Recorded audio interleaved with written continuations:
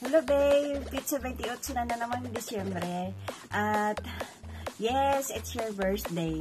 So, happy birthday to you. Kumusta na po yan?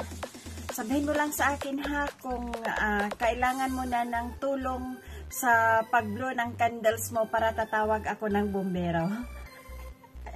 Joke lang. Pinapatawa lang kita. Sana tumawa ka dyan. Ayan. So, unang-una, I want to tell you na I am so lucky to have a friend like you na very supportive at napaka-bait na kaibigan. So, that is why you deserve to be happy and receive all the graces that you are wanting.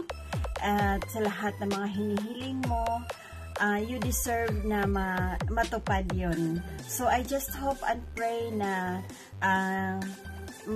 masaya yung birthday mo ngayon at sa lahat ng mga araw sa buong taon.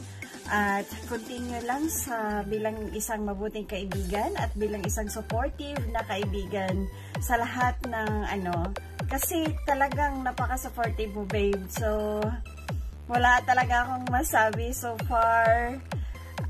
Mabait, basta lahat na natutuwa ako and I'm so lucky to have you as my friend.